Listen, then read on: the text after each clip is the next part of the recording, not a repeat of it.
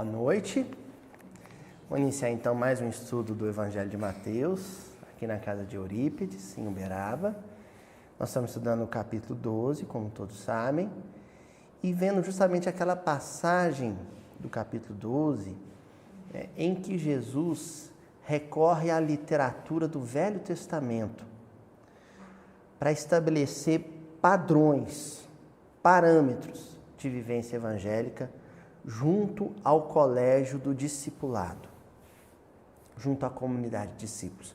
Lembrando que essa comunidade de discípulos, o auditório que o escuta no momento, não se restringe aos 12, porque haviam discípulos recém-convertidos, Pessoas que a princípio tinham uma expectativa, eram aliás apenas espectadores, observadores da tarefa do Cristo, e que tomam uma decisão forte de se comprometer afinco, se comprometer de verdade com o Evangelho. Então é essa a plateia que vai ouvir Jesus comentar Isaías. E aí interessante que o evangelista, no caso Mateus, ele poderia simplesmente pôr o comentário, pôr o entendimento de Jesus sobre a passagem. Mas mais que o entendimento, pôr a verdade que Jesus apresentava por detrás da passagem. Mas não, ele faz mais. Ele faz questão de apresentar a passagem na íntegra.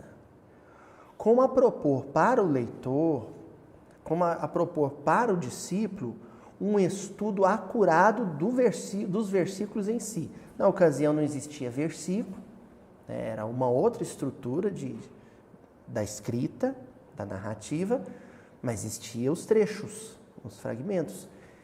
E aí ele propõe mesmo ao cristão que for estudar o livro de Mateus, que nesse momento pause o estudo de Mateus para estudar o livro de Isaías. É o que a gente tem feito nas últimas semanas. Num primeiro momento a gente viu, a gente refletiu sobre a figura em si de Isaías e depois a gente foi comentando os versículos anteriores ao versículo de hoje, que é o versículo 20, ponto a ponto. Nossa querida Eurídice, ela trouxe para mim, ela mencionou a semana retrasada, Eurídice? Mencionou comigo a semana retrasada e depois no domingo ela me entregou uma mensagem, Eurídice? Do Rubens Romanelli. Você não se lembra qual que é o livro, não? Bom, o que importa aqui é o conteúdo. Se alguém na internet souber ou vocês descobrirem, vocês tragam a semana que vem, o pessoal posta também. Uma mensagem do Rubens Romanelli. É uma prece. E eu acho que ela resume bem as nossas últimas discussões. Porque ela diz assim: Senhor, inundas-me no esplendor da tua luz, no entanto, cego não te vejo. Falas-me na eloquência de teu verbo, contudo, surdo não te ouço. Abrasa-me na ardência do teu amor, todavia, insensível não te sinto. Estranha contradição. Tu, bem perto de mim, e eu, tão longe de ti. Senhor, desvenda-me os olhos cegos de orgulho, abre-me os ouvidos da vaidade. Sensibiliza-me o coração duro de maldade, para que eu descubra tua divina presença na intimidade do meu ser. Linda demais, Por que eu fiz questão de abrir hoje lendo essa mensagem que a Eurídice carinhosamente trouxe para a gente? Porque nos versículos anteriores, teve um tópico em especial que eu queria estar reforçando para o estudo de hoje. Vocês se lembram quando a gente estudou a palavra vós? Vós. No movimento espírita atual, existe um entusiasmo muito grande, muito louvável, muito valoroso, em torno da voz, em torno da palavra falada, em torno da oratória. Sabe por que nós temos tido que recorrer tanto à oratória, à palavra falada dos nossos oradores? Porque frequentemente permanecemos, conforme diz a mensagem, surdos para a voz do Cristo, que ecoa nas circunstâncias, nas situações. Quando a gente para e escuta o Haroldo Dutra, o Alberto Almeida, o Arthur Valadares, dizer alguma verdade cristã, vocês podem ter certeza que aquele momento da gente escutar ela diretamente, explicitamente, aconteceu porque nós já estávamos escutando já aquela mesma verdade há muito tempo, sem ter ouvidos de ouvir.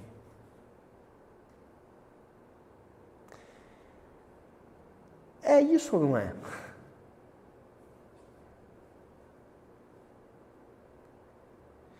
O que precisa acontecer para a gente otimizar, um termo muito próprio do meio executivo hoje, né, das palestras, né, de desenvolvimento humano, de coach, né?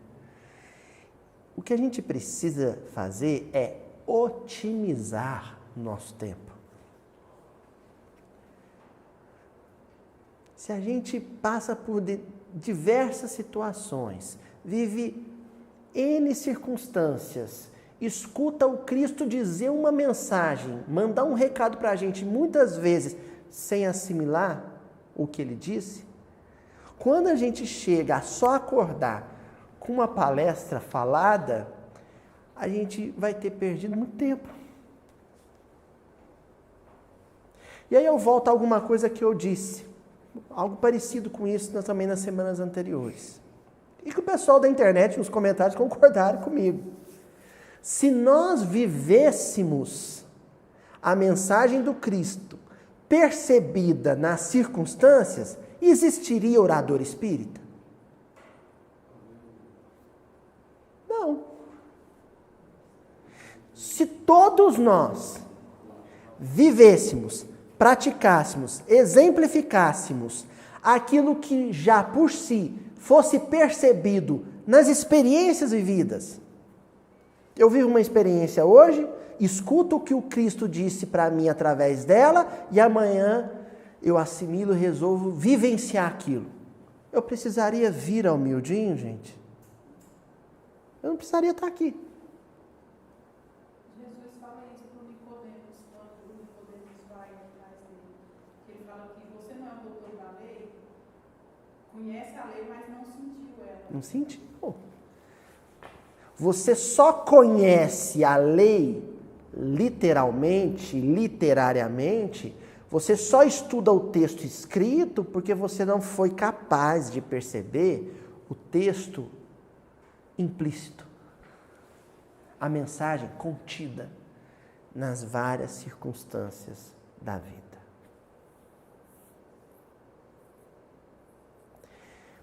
Eu estou fascinado atualmente, estou ainda em fase de estudos com o kefir. Estou entusiasmado com o kefir. E aí eu tenho agora a minha criação particular de kefir, né? Comentei com os amigos agora mesmo que a Juliana não casou com um grande criador de gado, mas casou com um criador de kefir, né? E aí eu estava observando os meus kefires, nem sei se o plural é esse. Porque uma das recomendações é que depois que você coloca o leitinho, lá o meu kefir é do leite, você coloca o leitinho, você pega um vasilhame, né, de vidro, e coloque num lugar escuro, fechadinho, de preferência num armário. E aí você deixa ele lá, 12 horas, 24 horas, 48 horas, vai depender da quantidade de leite, você deixa ele lá. Aí eu estava tomando café hoje de manhã e olhei para a porta onde eu sabia que ele estava. Você sabe o que ele estava fazendo lá dentro? Trabalhando. Escondido, oculto. Ele estava lá, ninguém estava vendo o que ele estava fazendo, mas ele estava se importando. Não tinha plateia, não tinha auditório. Ele estava simplesmente trabalhando de forma oculta. Esse trabalho que eu percebi, que eu olhei e falei, nossa, olha que danadinho. A gente vive fazendo as coisas para aparecer, né? Para conquistar admiradores, para receber aplausos, para receber elogios. Esses danadinhos, né? A colônia. Esses danadinhos estão lá, dentro desse armário, no escuro, escondido, trabalhando, incessantemente, para me dar saúde. Sabe que metáfora é essa? A do trabalho de Deus. Deus trabalha ocultamente. Deus, né? Como diria o Guimarães Rosa, meu amigo Arthur Valadares adora essa frase. Né? O Guimarães Rosa falava, Deus come escondido. Ocultamente. Então, a voz, a presença, a orientação, a condução de Deus se dá de uma maneira só percebida pelo coração, pelo sentimento. Fizemos essa introdução, essa base, porque isso vai ser vital para a gente avançar no versículo de hoje. Mateus capítulo 12, versículo 20. Não quebrará o caniço rachado, não apagará o pavio fumegante, até quando levar a justiça ao triunfo. E aí eu li esse versículo e falei, puxa vida, caniço rachado, dona Cíntia, pavio fumegante, que diabo que é isso, né? Que é isso? Caniço rachado, pavio fumegante. Aí a gente recorre aos companheiros, e conversa daqui, conversa dali, todo mundo quebrando a cabeça junto. De repente vem um insight. O caniço é uma planta típica do Oriente Médio, nas regiões de alagadiço, as poucas regiões, né? Nas margens do Jordão, por exemplo, ou do Nilo, no Egito, no norte da África, e ali cresce o caniço. O caniço é oco por dentro, um bambuzinho fininho, né? Não, caniço é uma varinha. E aí o pessoal corta ela e usa ela para tanger a ovelha, né? Os pastores usam para tanger ovelhas, eles usam até como arma, vira uma varinha. Só que quando acontece dele lá no brejo, na margem do rio, ele está trincadinho, ali a água vai penetrar e vai acontecer o que com ele? Ele vai apodrecendo. Esse aí não serve. Esse aí vai morrer ali. Esse é o caniço rachado. Aí você olha para uma moita de caniços e tem um lá que está rachado, que está podrinho, que vai perecer. Você chega e fala assim, caniço maldito, por que você não presta para aquilo que eu queria? E desce a lenha no caniço, chuta o caniço, esmaga ele, maltrata ele. Não. Você olha para ele, fala, que pena que você não vai servir para aquilo que eu precisava. E deixa ele lá, não é assim? Pavio fumegante. Então, as lâmpadas, né? Eram lâmpadas de cerâmica. Ali punham azeite, era como se iluminavam as casas naquele tempo. Punham um azeitezinho. Ali na ponta do azeite tinha um pavio. Aí no começo da noite se acendia aquele pavio e ia queimando óleo através do pavio. Oi? A lamparina. A lâmpada do Aladim é isso, né? Ia queimando ali assim, a luz ia consumindo, a chama ia consumindo aquele pavio. Um pavio fumegante. O que fatalmente vai acontecer com ele? Apagar. Você antecipa isso? Você olha e fala assim, Esse pavio podia durar a vida inteira, mas ele vai ter o seu fim. Maldito pavio, vai lá e... Olha que ele está nos estertores, né? Na morte do pavio. Ele está ali no finalzinho já, fumegante, só saindo a fumacinha. Você vai lá e maltrata o pavio porque ele não vai dar mais luz? Você faz isso? Você deixa ele naturalmente, espontaneamente cumprir seu destino. Deixa ele morrer. Sem constrangê-lo, sem obrigá-lo. Acaba logo. Morre de vez. Você não, sabe, não esbraveja contra o pavio. Pavio fumegante, caniço rachado, são expressões idiomáticas da Palestina no tempo de Isaías. Aqui no Brasil, eu não sei como é que o pessoal, tem uma turma aí se esforçando para tentar traduzir o miudinho. Traduzir miudinho já é complicado, girar o que eu falo, né? Mineirês, né? Não sei, se vira. Mas aqui em Minas, pelo menos, tem uma expressão idiomática, popular, que equivale a caniço rachado, que equivale a pavio fumegante. Sabe qual é a expressão? Cachorro morto. O que não se faz com cachorro morto? Hã? Não se chuta cachorro morto. Não se quer, né? Nem vivo, viu, gente? Mas considerando só o aspecto cultural da expressão, viu, Ana Paula? Né, dona Cíntia? Só o aspecto cultural, né? Não se chuta cachorro morto. Ou seja, você não maltrata aquilo que já está aniquilado, em frangalhos, degenerado, morto. Não se chuta cachorro morto, não se quebra o caniço rachado, não se apaga o pavio fumegante. Entenderam agora? Vou melhorar a figura, a explicação da figura, da imagem. Você vai e faz uma besteira.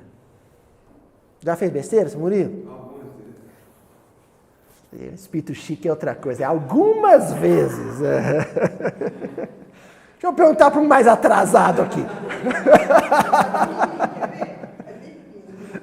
Mãe, você já fez alguma besteira? Minha mãe respondeu, deu o sexto sentinel todo o tempo. Então o sujeito vai e faz uma besteira na vida. Aí ele cai em si, de que fez uma besteira. Não é, Aninha? Aí fez uma besteira, ele tá mal com aquilo, tá péssimo com aquilo.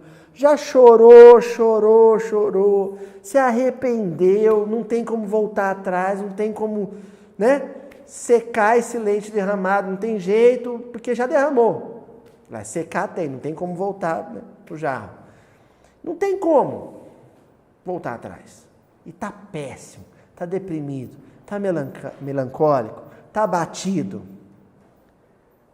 Aí vem um filho de Deus, chega para esse cachorro morto, chega para esse caniço quebrado, rachado, para esse pavio fumegante que já está lá, sabe, só na capa da costela.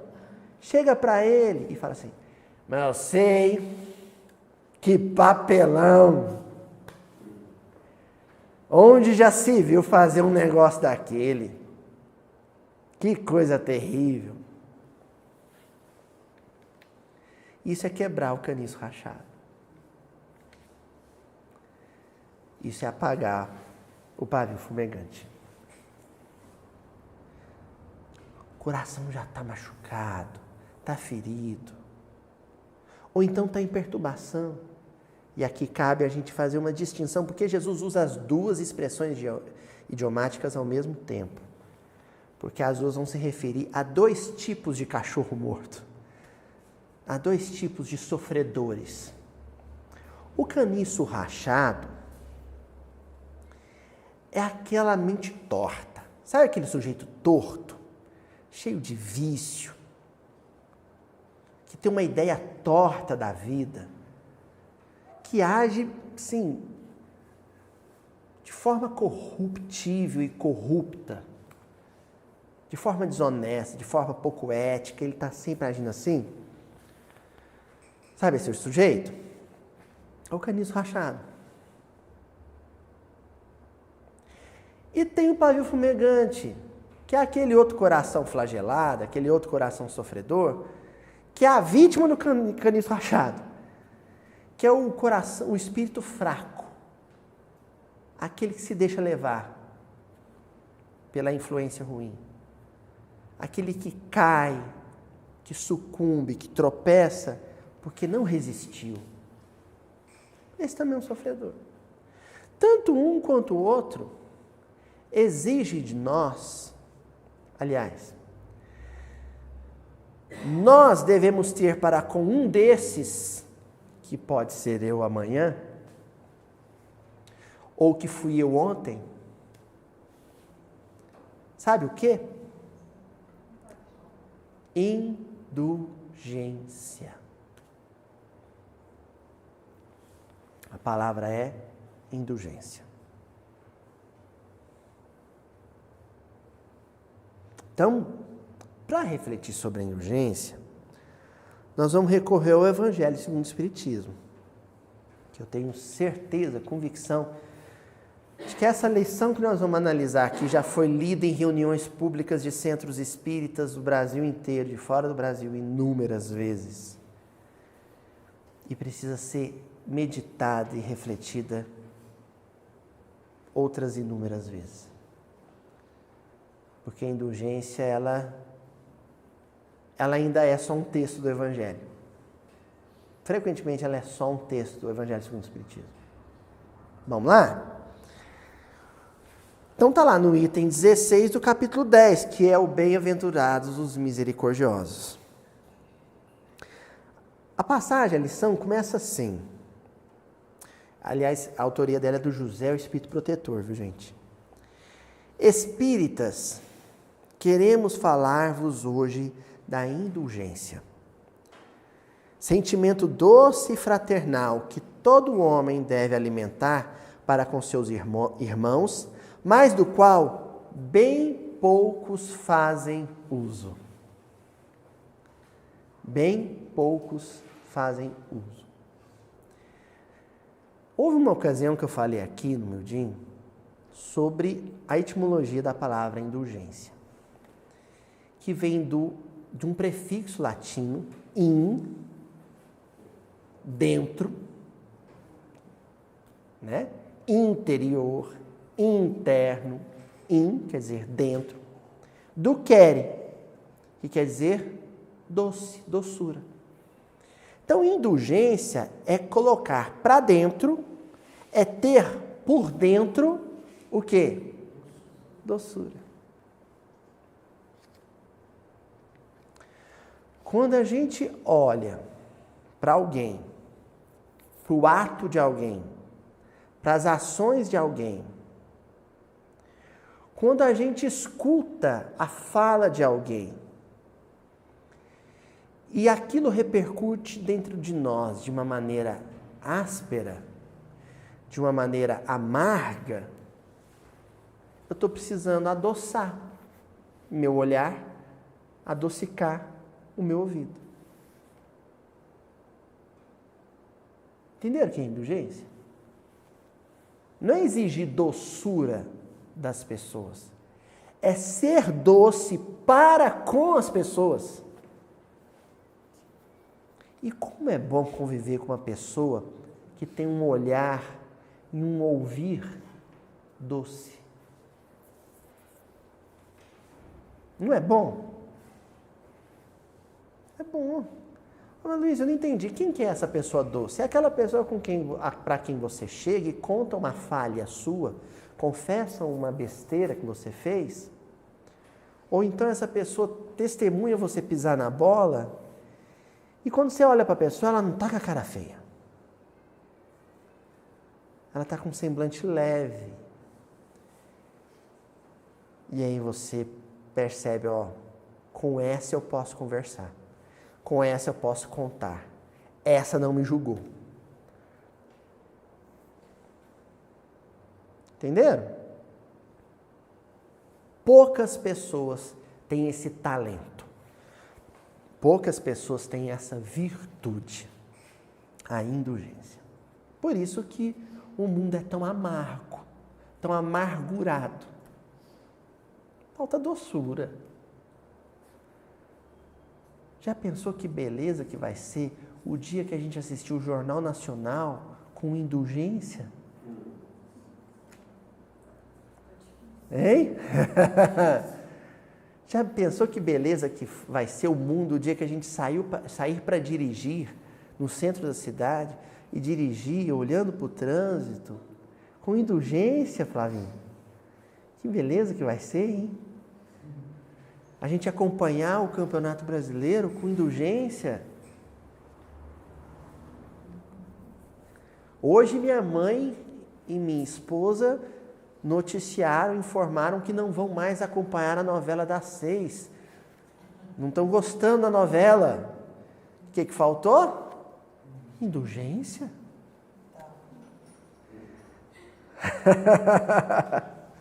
Faltou indulgência. Indulgência tem tudo a ver com boa vontade. É dar uma chance, uma segunda chance, uma terceira chance, uma oportunidade para o outro. Quando ele cair, quando ele falhar, quando ele tropeçar, você fala, calma. Você é de se adiantar e falar para ele, calma, não se desespera, foi só um tropeço. Você não pode tropeçar frequentemente, tem que ter vigilância, tem que ter atenção. Mas se acontecer, conta comigo para te levantar. Isso é indulgência. E aí continua José, Espírito Protetor. A indulgência não vê os defeitos de outrem. Ou, se os vê, evita falar deles, divulgá-los. Aí eu sublinhei aqui, ó. Primeiro fala que não vê. Depois diz, se os vê. Afinal de contas, vê ou não vê? Vê ou não vê? Olha, mas olha procurando outras coisas. E por que olha procurando outras coisas, as positivas, as boas, não vê de pronto as más. Por isso que primeiro ele fala assim, não vê. Quando olha, já olha com tão boa vontade, já olha com tanta doçura, que identifica de pronto, de imediato, o positivo. E como se concentra no positivo, não percebe o negativo. Aí depois que observou o positivo, que percebeu o bem primeiro, pode acontecer de olhando mais um pouquinho, achar o negativo. Aí onde vem a orientação. E se os vê, e quando os vê, evita falar dele. Olha, não está dizendo não fala dele. Está dizendo evita. Tem uma frase bonita de uma carta de Tiago, que ele recomenda assim, irmãos, sejamos tardios no irar. No irarmos. Adia a ira. É só eu considerar assim, aquelas críticas que eu acabei fazendo, eu as evitei antes de as fazer? Porque se eu já as fiz de imediato, eu não as evitei. Eu não as adiei. Eu não as posterguei.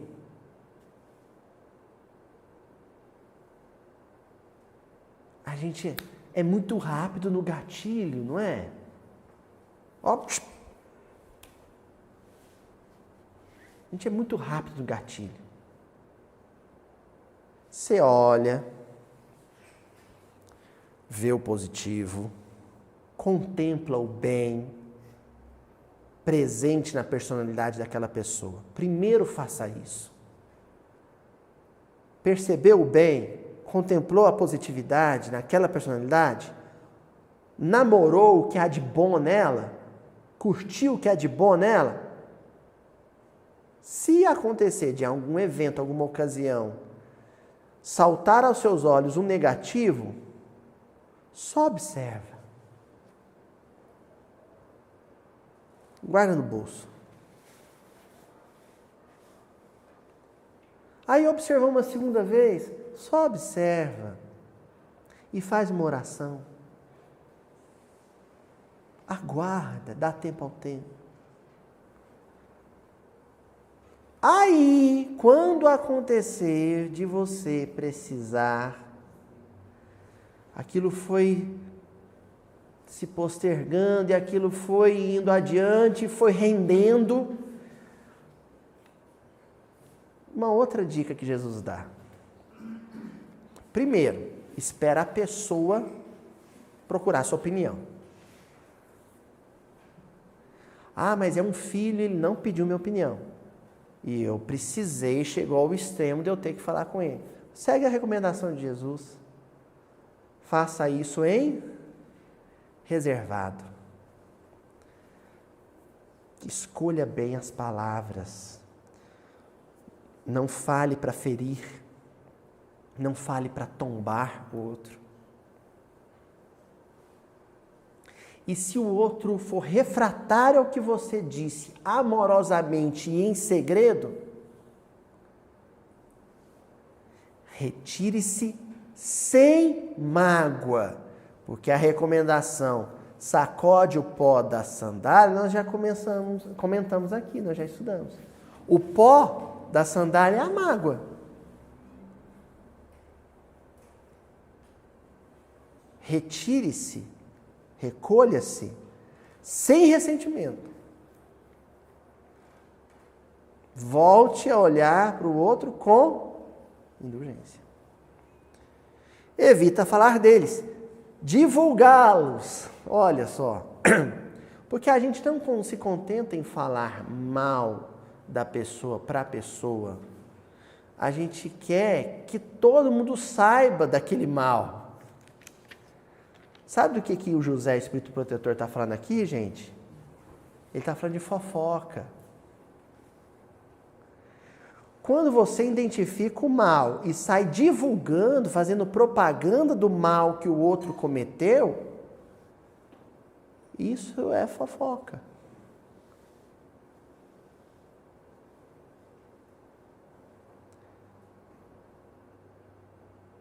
Entendeu? Sabe esse negócio de compartilhar notícia ruim? Gente, eu sou da seguinte opinião. Se o negócio já foi dado, se a notícia já foi dada em meios de comunicação, hoje em dia, sabe, com televisão, já foi suficientemente divulgado. Eu não preciso... Né, vem aquelas notícias, saiu já no Jornal Nacional, chega o WhatsApp para vocês. Urgente, compartilhe. Não é assim? Que infeliz. O negócio já saiu no jornal.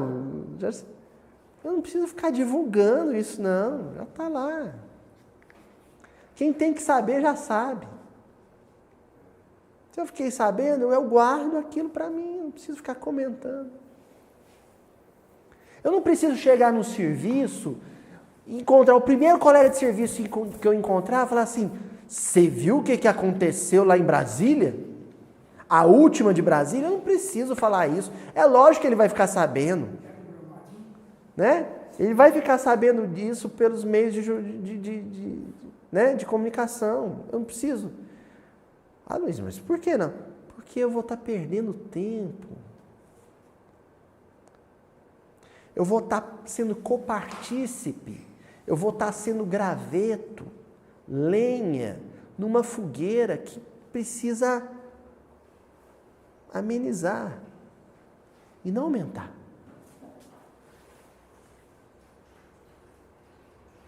Tá aqui, ó. e se os vê, evita falar deles, divulgá-los. Evangelho segundo o Espiritismo. Ao contrário, oculta-os. Oculta-os.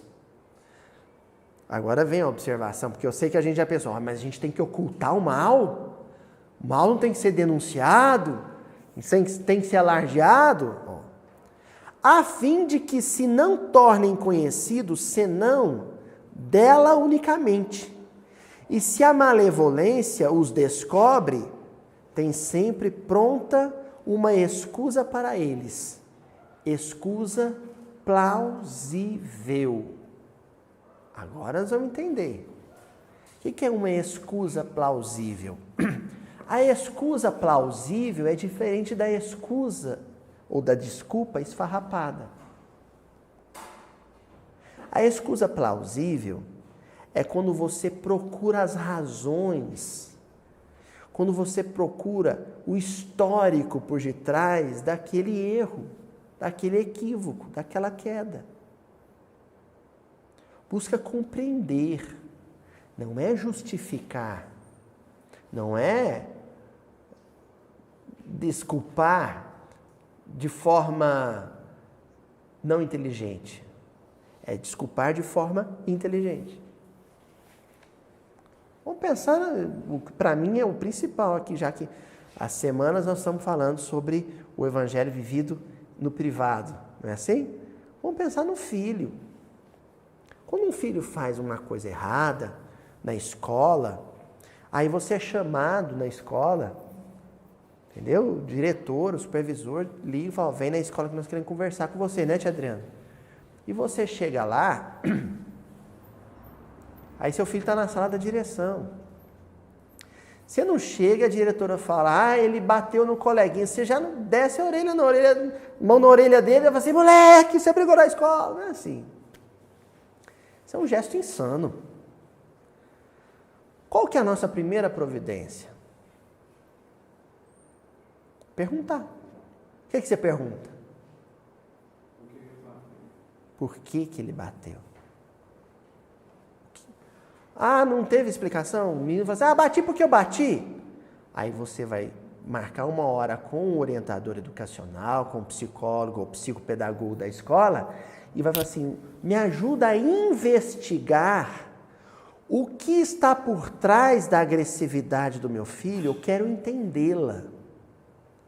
Porque primeiro você precisa entendê-la, para depois saber se portar diante dela.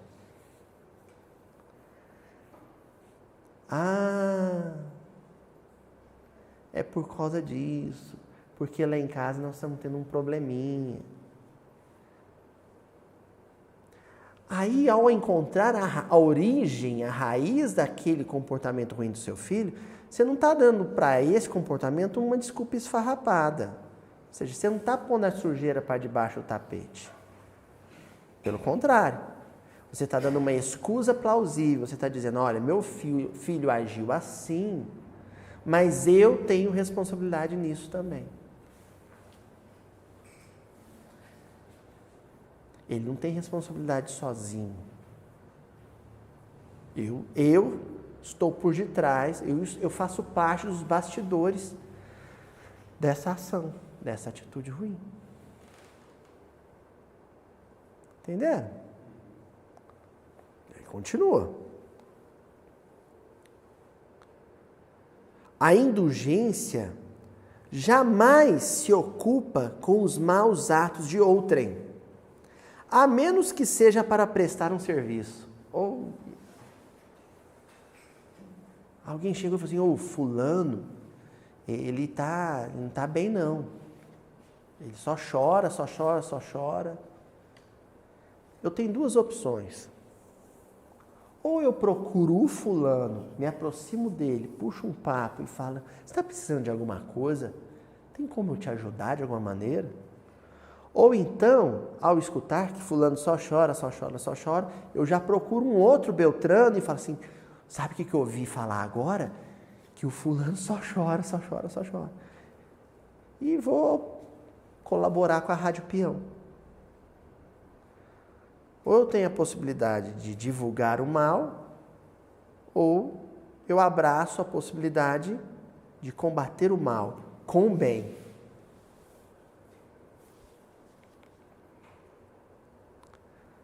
Não faz observações chocantes, não tem nos lábios censuras, apenas conselhos, e as mais das vezes, velados, discretos, sutis, conselhos elegantes, cordiais, feitos em segredo. Gente, não tem coisa mais triste para um filho do que tomar uma surra dentro do supermercado.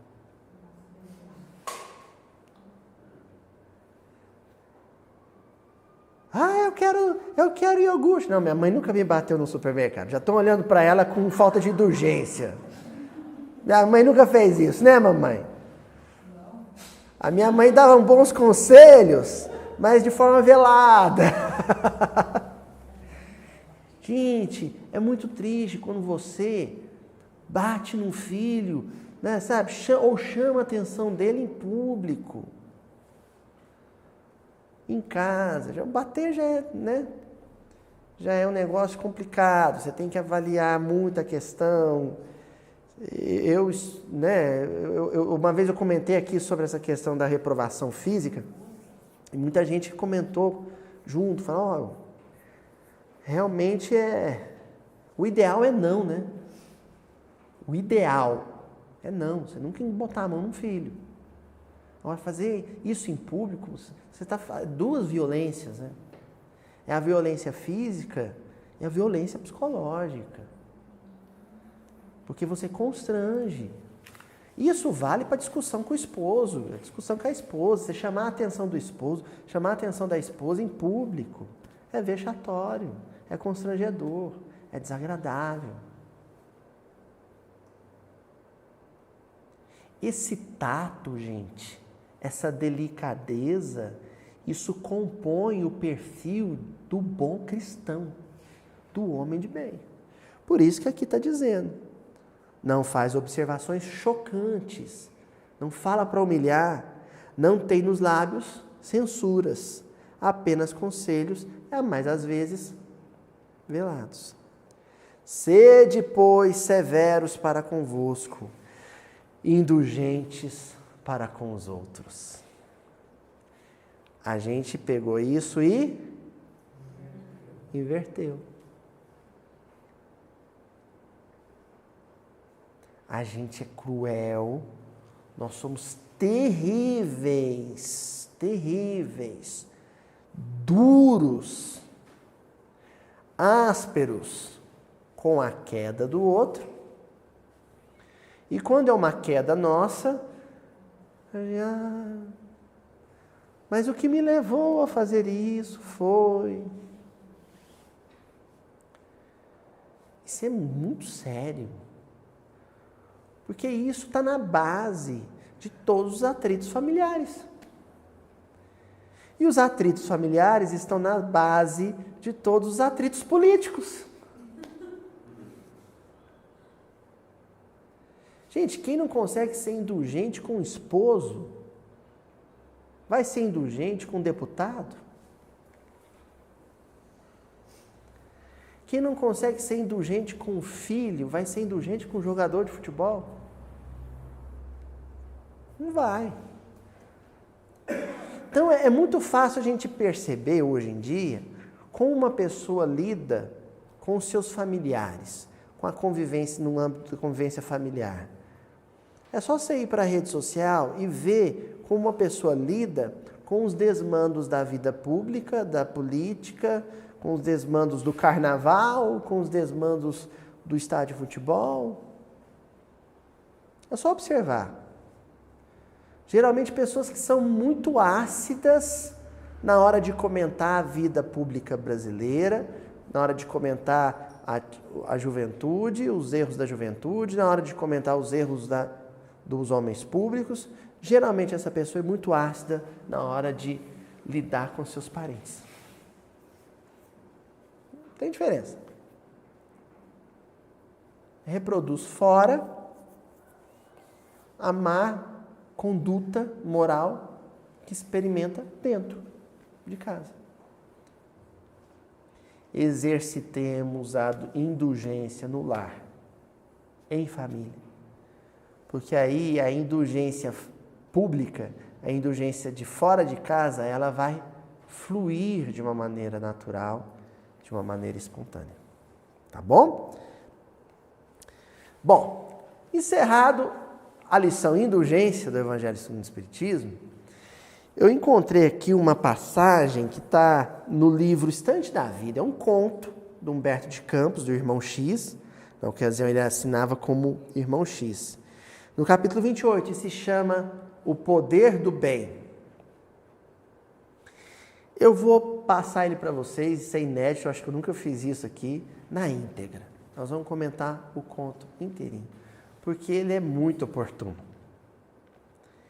Ele é muito precioso para o que a gente está propondo discutir aqui hoje.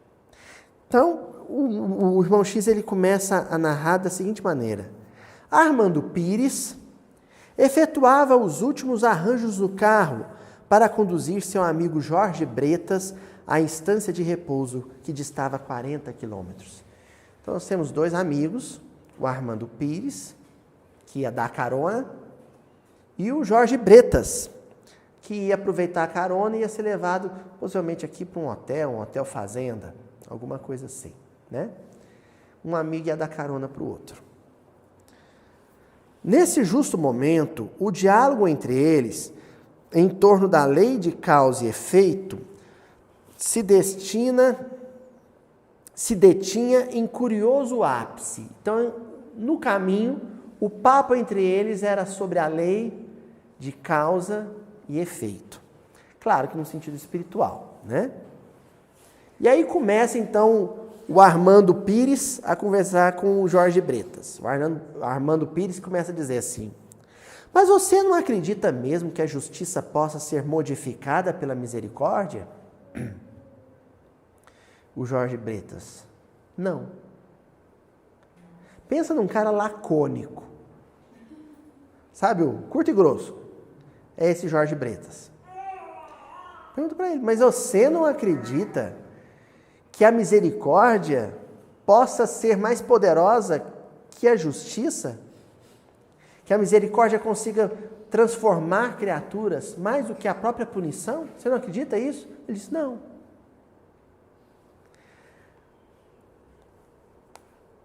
Acaso não admite que o destino, assim como é reparável a toda hora, é suscetível de ser renovado todos os dias? Você não acha que o tempo vai modificar um criminoso? Que os anos, o correr dos anos, vai tornar um malfeitor uma pessoa melhor? Você não acredita nisso? O que o Jorge Bretas respondeu? Não acredito. Não crê que as ações do amor desfazem as cadeias do ódio? Você não acredita que o amor pode cobrir uma multidão de pecados? E ele respondeu: não acredito. Você não aceita a possibilidade de transformar os problemas de alguém que chora, dando a esse alguém uma parcela de alegria ou esperança? Você não acredita que estender as mãos para alguém, abraçar alguém, dar um sorriso para alguém vai tornar esse alguém, naquele momento pelo menos, uma pessoa melhor? E ele: não acredito nisso. E aí, depois de muito a conversa aí nesse pé, né? Em seguida, os dois se aboletaram no automóvel e o carro chispou. Tarde chuvosa, cinzenta. A alguns quilômetros para além da arrancada, um buraco no asfalto, sobre alta rampa, e forte sacudidela agitou os viajores. Então eles começaram a bater o papo, entrar no carro e seguir viagem. A certa altura, uma tarde chuvosa, passaram num buraco. Tenho certeza que isso aqui era alguma estrada de Minas. Certamente era. né? Bretas lembrou assustado. Lance perigoso. Convém parar e tapemos o buraco ou coloquemos aqui algum sinal de alarme. Pelo menos alguns ramos de arvoredo que advirtam quem passe. Então, o Bretas falou assim, não, vamos fazer assim, vamos parar aqui, vamos voltar ali, vamos colocar uns galhos para alertar quem vem na estrada de que tem aquele buraco. Nada disso, protestou Armando. Decidido, a obrigação é da turma de conserva. Não vamos fazer isso não. A obrigação é do departamento de manutenção de estradas. A obrigação não é nossa não. Os outros motoristas que se danem. Não somos empregados de ninguém. O cara era duro. Sabe aquele sujeito que é extremamente ético? Mas de uma ética que diz assim, eu faço certo. Azar de quem faz o errado. Se o sujeito da manutenção não trabalhou direito, eu não vou trabalhar no lugar dele. Se o sujeito que vem dirigindo atrás não tiver a atenção que nós tivemos, problema dele. Tem gente que vive com essa dureza. Eu faço certo, eu agi certo, problema de quem fez o errado. Vou dar um outro exemplo aqui, antes de prosseguir, que tem essa passagem vai terminar. Assim. Fulano, você podia colaborar com a gente na confecção de enxovalzinho? É porque nós estamos querendo montar um enxoval de urgência para uma menina, uma mocinha nova, de 16 anos, menor de idade, que acabou engravidando, mãe solteira. O pai sumiu do mundo e ela não tem uma roupa para vestir o filho. Ela está com 8 meses e vai dar à luz. Você ajuda a gente? Aí a pessoa responde assim, eu? Quem mandou essa menina não tomar cuidado, não tomar anticoncepcional? Quem mandou essa menina deitar com o namorado dela? Eu me cuidei. Quando eu tinha o meu namorado, quando eu tinha minha namorada, quando eu e meu marido namorávamos, quando eu e minha esposa namorávamos, eu me cuidei, eu tive cuidado, azar o dela. Agora eu vou ficar sustentando o filho dos outros? Vocês conhecem gente assim? O Armando Pires. O Armando Pires. Gente dura. Há muito tempo atrás, a minha vozinha, Dona Nilza, que vocês conheceram bem, o pessoal da internet conheceu bem também, a avó do Mildinho, ela ficou famosa, né? A avó do Mildinho. Ela começou, um dia ela estava em casa, gente, minha avó era incrível, ela estava em casa, eu me lembro bem que eu cheguei e ela estava meditando, porque ela lia muito. Depois ficava meditando. Cheguei, ela estava sozinha na sala, pensando. Falei, vó, o que você está pensando? Ela falou assim, eu estava aqui pensando, era um mês de junho, julho, uma coisa assim, um mês muito frio. Ela virou e falou assim, meu filho, eu estava aqui pensando.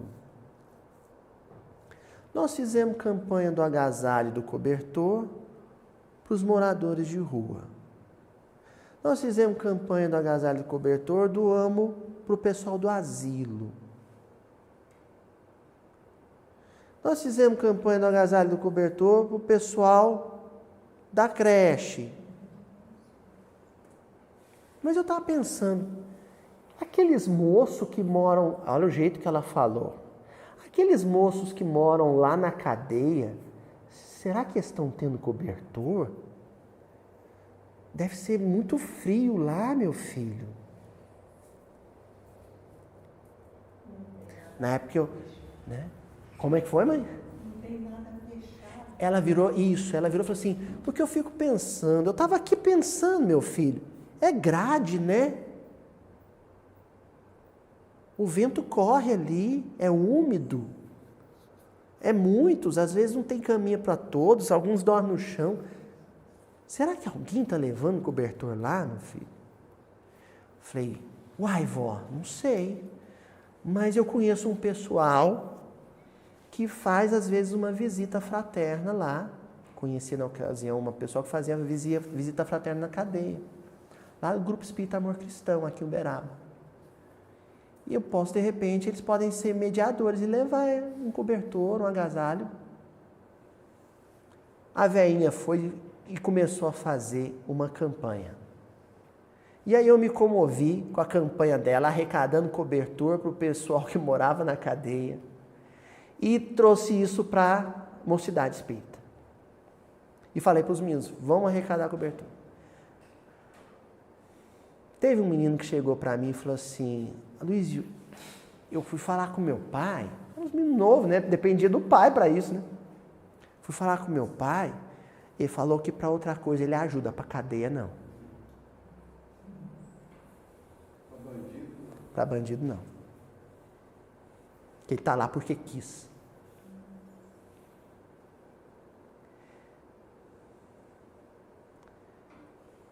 Isso é mármore, né? Porque é duro e é frio. Coração de mármore. Vai ter que levar muito golpe do escultor, do cisel, para pelo menos ter uma forma bela. Mais frio que a cela. Mais frio que a cela do presídio. Ó, mãe, ó, que isso, hein? Vou ter que pôr os créditos lá, né? Um coração que fala um negócio desse é mais duro que as grades, mais frio que a cela do rapaz que está preso. A gente pensar. Mas o mundo é redondo, é uma esfera. E porque ele é uma esfera, ele gira e dá voltas e voltas. Vamos ver o que aconteceu com Armando Pires. Atingidos o local de destino, a tal pousada ou hotel fazenda, Bretas recolheu-se ao hotel, agradecendo o obséquio, e Armando regressou pelo mesmo caminho. Então Armando Pires, o duro na queda, tinha dado a carona para o Bretas, para o Jorge Bretas, deixou ele lá no destino, no hotel fazenda, e aí ele ia retornar pela mesma estrada, numa tarde chuvosa. Raciocinem comigo. Se o buraco num lado da pista deu para desviar, talvez do outro lado não daria. Concorda? Ai, ai, o mundo dá muitas voltas.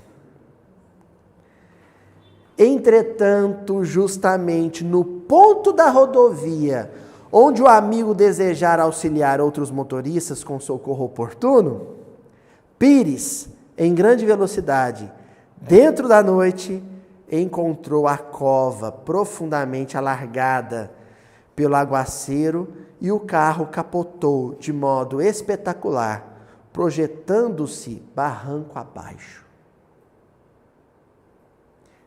Se ele tivesse posto aquele galho, aquele aviso, aquela sinalização, quem teria sido o primeiro beneficiado por esse gesto de generosidade? Mas ele preferiu ser duro.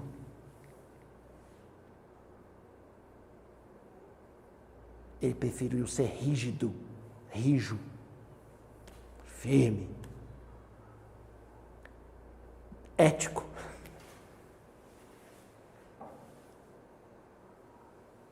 Ah, não vou cortar o mato da minha praça, não. Da praça de frente da minha casa, não. Isso não é obrigação minha.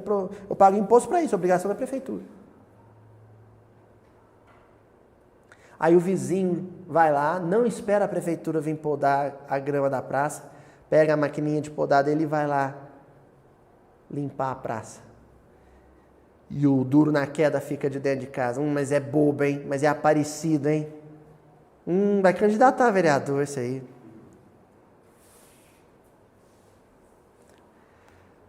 Ei, Laia, ó. Depois do acidente, em companhia de alguns amigos, fui visitá-lo no hospital de emergência. Ele sobreviveu. Achamo-lo de rosto enfaixado, sob a atenciosa assistência de abnegado ortopedista, que lhe engessava a perna esquerda em frangalhos. Engessava a perna esquerda em frangalhos. Agora, nem dirigir ele não podia. Pires não falava, mas pensava. E pensava exatamente nos delicados meandros da lei de causa e efeito. Delicados meandros, detalhes, nas sutilezas da lei de causa e efeito. Chegando à conclusão de que o mal não precisa ser resgatado pelo mal, onde o bem chega antes. O mal não precisa ser resgatado pelo mal. A nossa cultura moderna, nos nossos dias, é de que o mal só tem barreira, o mal só é limitado por aquilo que lhe é similar. Só se contém a violência pela violência.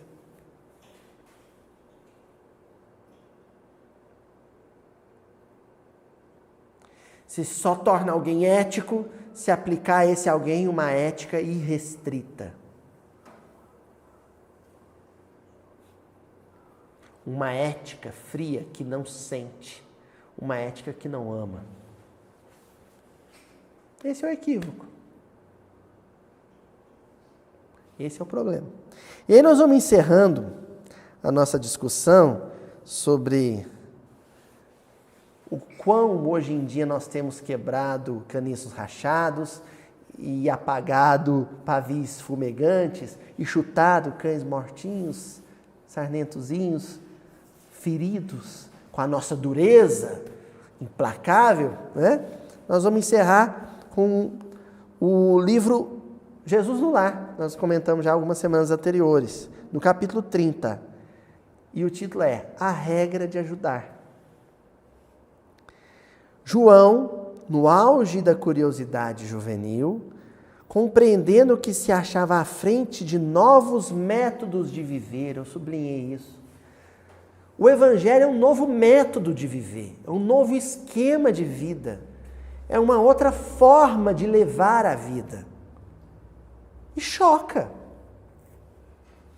Essa doçura, essa indulgência, essa compaixão que caracteriza quem abraçou essa forma de viver, é ironizada, é tida como loucura, excentricidade.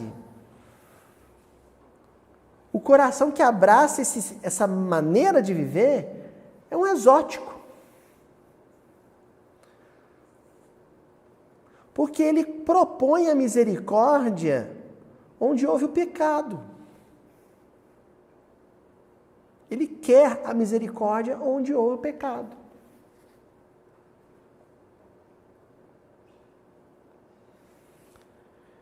Tal a grandeza com que o Evangelho transparecia dos ensinamentos do Senhor. Perguntou a Jesus qual a maneira digna de se portar como aprendiz, discípulo. O que configura a dignidade de um discípulo? O que caracteriza a dignidade de um discípulo? Diante do próximo, no sentido de ajudar aos semelhantes, ao que o amigo divino respondeu com voz clara e firme. Aí vem a resposta do Cristo. João, se procuras uma regra de auxiliar os outros, beneficiando a ti mesmo, essa regra o Armando Pires não conhecia. Não te esqueças de amar o companheiro de jornada terrestre, tanto quanto desejas ser querido e amparado por ele. Botar o galho sinalizando o buraco na estrada é um gesto de amor. E por que você vai ter esse gesto de amor? Porque você precisa que alguém o tenha para com você. O Armando Pires precisou disso.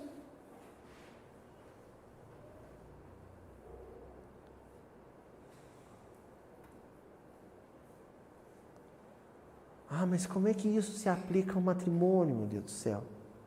Como é que isso se aplica ao matrimônio?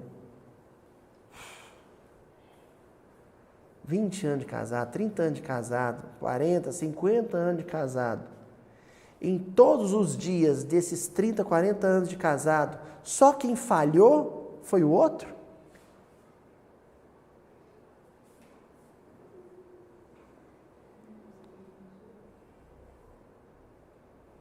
Não tem uma ocasião em que você precisou pedir desculpa? Ah, mas eu nunca falhei como marido. Eu sempre fui um esposo muito impecável. Mas talvez falhou como pai. E falhar como pai é quase que falhar como esposo. Porque o casamento, depois que os filhos vêm, né, eu brinquei com a Ju, ontem, né, Ju? Falei, Ju, eu olhei para o Francisco assim no colo dela e falei assim, Ju, a gente era um casal, agora a gente é uma família.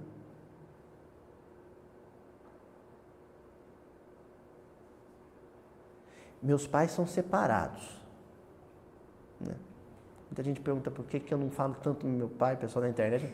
Um abração pro meu pai, que meu pai compartilha o vídeo e assiste também. Meus pais são separados.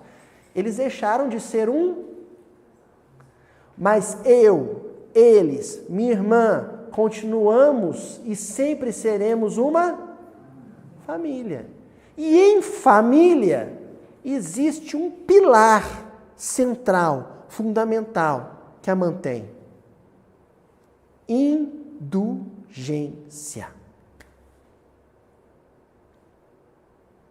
Indulgência.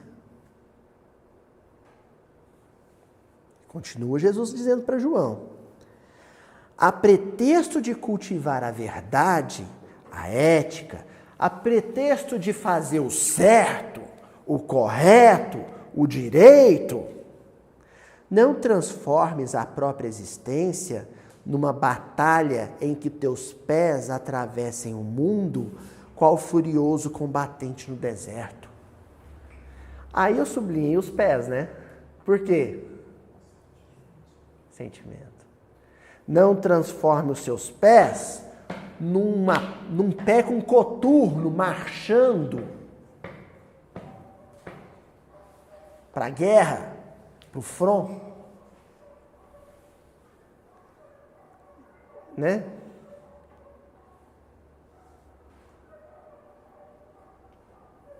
Tem uma música do compositor Chico César, que ele usa de uma ironia muito fina para dizer como muitos homens tratam suas esposas, suas noivas, suas namoradas. E a música diz assim: eu sei como pisar no coração de uma mulher. Já fui mulher, eu sei. Para pisar no coração de uma mulher, basta calçar um coturno com pés de anjo noturno. É ironia. Tem homens que marcham sobre os corações de suas esposas como generais, porque eles querem o direito, o correto no casamento. E não sabem, não imaginam, talvez não suspeitem o quão essa retidão já fez essa mulher chorar. Ou o contrário. Ou o inverso. Olha, recorda que a maioria dos enfermos conhece de algum modo a moléstia que lhes é própria, reclamando amizade e entendimento acima da medicação.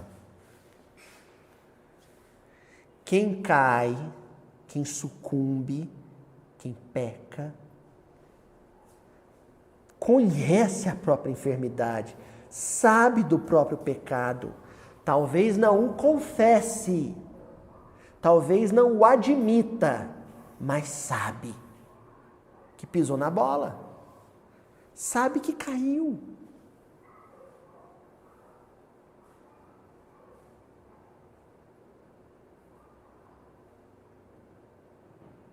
Aí sabe o que a gente faz? A gente identifica a ferida do outro. Tá dodói, espera aí que eu vou lavar a ferida. Você vai lá e busca palha de aço para higienizar a ferida. É o jeito que a gente ajuda os outros. É o jeito que a gente, socorre os outros. Aquele espírita, conhecedor da doutrina, da lei de causa e efeito, que chega num velório de uma pessoa que desencarnou com cirrose, vira para a viúva e fala, vamos orar pelo nosso irmãozinho, fazer uma prece, porque ele era alcoólatra, e os vampiros, as entidades que o acompanhavam, uma hora dessa, hora está vampirizando o corpo. E a viúva? Ele quer higienizar a ferida do outro com palha de aço. O que vai acontecer com a ferida? Vai ficar pior. Ele fez um desfavor à espiritualidade e ao cristianismo. Um desfavor.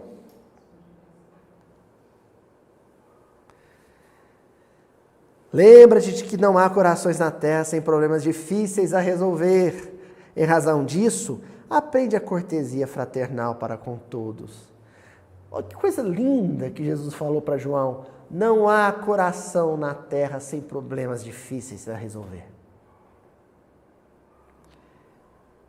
Silenciou Cristo e, analisando a beleza do programa exposto, o jovem apóstolo inquiriu respeitosamente: Senhor, como conseguirei executar tão expressivos ensinamentos? E como é que eu faço para não machucar uma pessoa que já está machucada? E como é que eu faço para não chutar um cachorrinho que já está no chão? Como é que eu faço para não quebrar um caniço que está rachado? Como é que eu faço para não apagar um pavio que já está fumegante, que está na cinza? Como? E Jesus respondeu, o mestre respondeu resoluto: a boa vontade é nosso recurso de cada hora. E afagando os cabelos do discípulo inquieto, encerrou as preces da noite. O comentário de Humberto de Campos para fechar a lição é a receita de bolo. João devia estar assim. Como é que eu faço? Ele devia estar brigado com o Tiago, com o irmão. Nossa, eu estava inquieto. Uma pessoa que está inquieta, você deixa ela mais inquieta? O que Jesus pega e faz? O cachorrinho está agitado, o que você faz? O Chico está estribuchando com cólica no meu colo. Vai adiantar se eu falar, meu filho, para de chorar. Ó, moleque escandaloso. Não vai adiantar. Para isso, eu tenho uma compositora em casa, Juju, que compõe hinos de beleza. Tipo aquele que eu mais gosto, que é o Chico, Chico, para de chorar. Chico, Chico. É lindo, eu fico comovido com essa música, minha esposa. Você tem que ninar o coração que ainda usa fralda.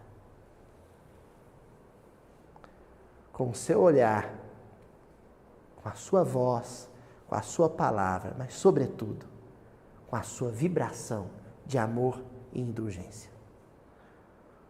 Porque assim como o Messias, assim como Cristo, os servos do Messias, os cristãos, não vieram para quebrar caniços rachados e nem para apagar pavis fumegantes.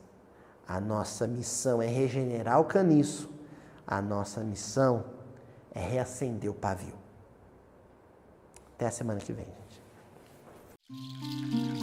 Você sabe o que tem que ser feito para se merecer a plenitude espiritual?